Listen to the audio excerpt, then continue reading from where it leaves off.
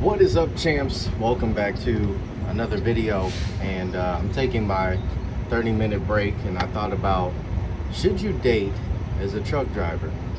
And that's a hard question. I've had my experiences dating and being a truck driver, but there's going to be some things that I want to bring up when it comes down to it. Not a lot of people understand what this job really entails. And to sum it up, if you're not a truck driver, you just clicked on it and you wanted to figure out, we drive big truck that go vroom vroom. That's pretty much what we do. But we're gone for a long time. But unless you're local or you have a dedicated route, OTR drivers, dating, from what I've seen, is on and off. You're gonna have to understand that certain people are gonna be there, and then some people are not. They're gonna be all about you, and you're coming in every 3 weeks, but you're gonna have to kind of have in the back of your mind that this person is probably not gonna be dedicated for you.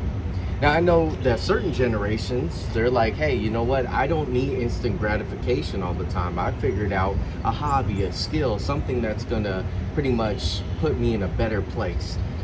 But with the newer generation, they have a short attention span.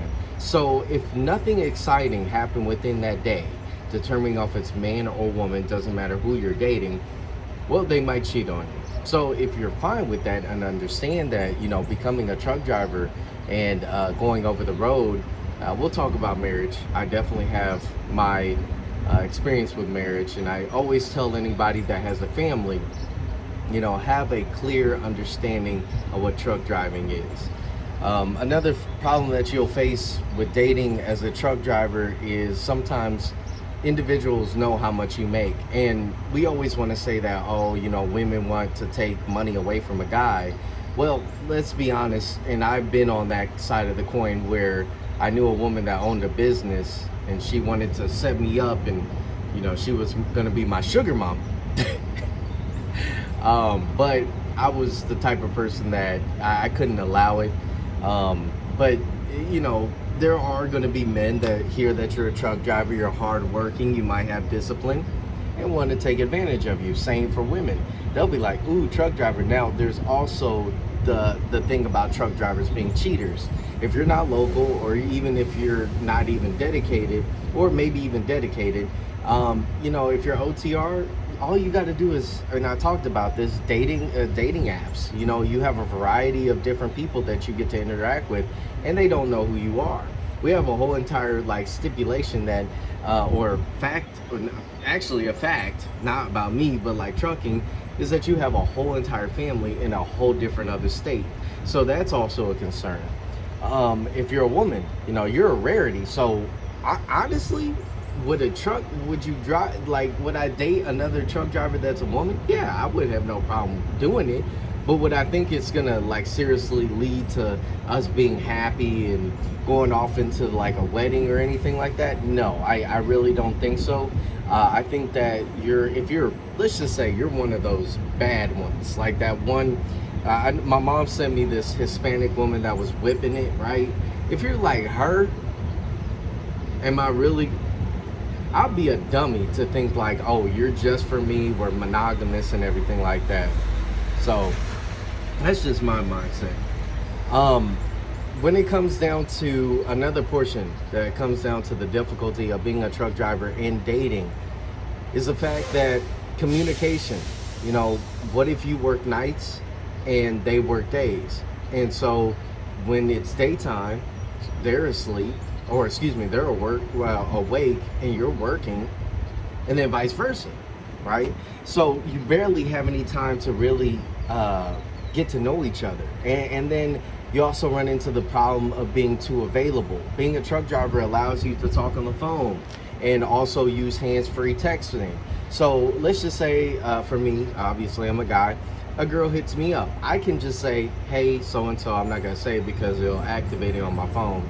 Hey, so-and-so, text blah blah back. So then all of a sudden you have this kind of thing where you're too available, and it seems like, oh, all he does is not a job. I've had one chick be like, why are you all the time always available? I'm like, I'm driving a truck. What else am I supposed? I listen to podcasts. I listen to books. It's kind of like, what else did you expect? So being too available is also a problem.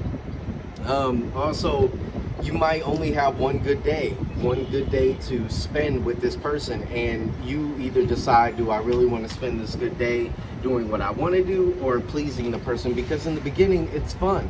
It's very fun. But after like a month, 2, 3, you kind of actually even want to get off the road. You start being like, man, why can't I just, I'm watching her, let's just say you move into the relationship phase. You're like, I'm watching her going out with her friends. I don't really trust the situation. I don't know what's going on. Well, then you're in a bind. You're kind of stuck because you're like, okay, what kind of excuses can I make to stay here? And I've seen this happen with some old friends of mine. Like, they quit their trucking job because they wanted to be home. They had a baby on the way or something like that. So they wanted to be home, not knowing that you need a job in order to supply with your family unless you create other assets. So when it comes down to the concept of dating, there's just so many things that could be destroyed within your relationship or getting out here. I hate to say it, but even if you're a woman or man, you should just understand it's a seasonal thing. We don't live in a generation of where, like I said, short attention span is the current thing. We don't live in a generation that they're like, hey, I want to be monogamous.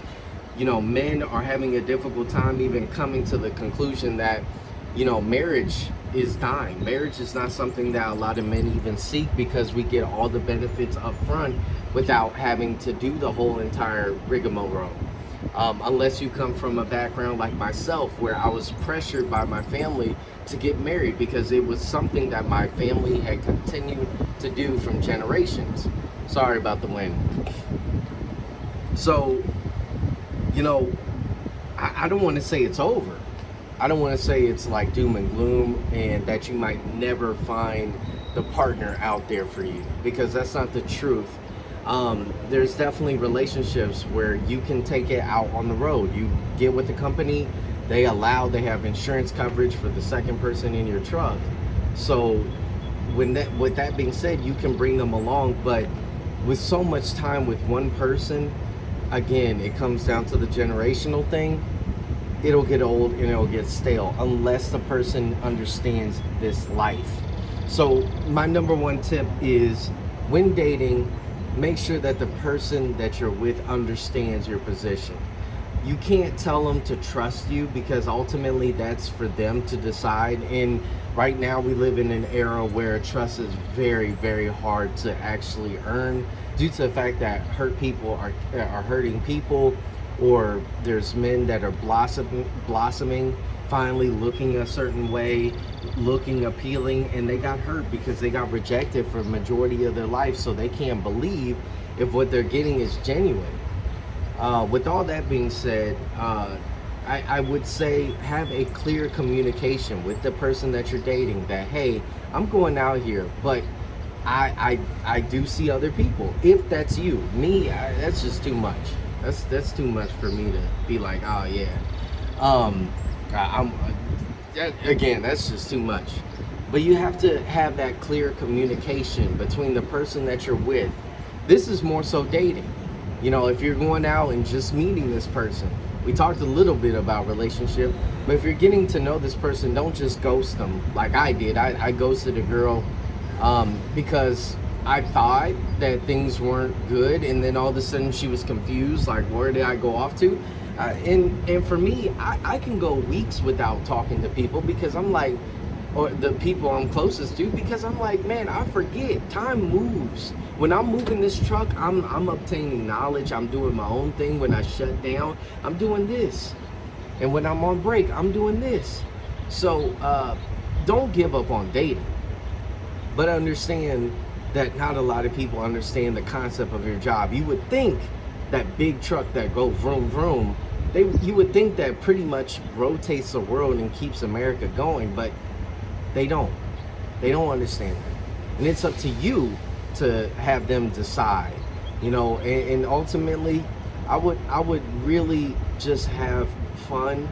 And I'm not talking about reckless fun, I'm not talking about sleeping with multiple people. That kills your soul if you believe that over time. Even for men, I always say, why do you want a woman with a low body count when yours is high? I can never ask something from somebody if I don't have it myself, unless the only thing I don't have is a womb. I can't incubate a child and produce it from a man's point of view. But this video went long enough. Thank you guys so much for watching, and let me go ahead and wrap up my break, and I'll catch you guys in the next one. Peace.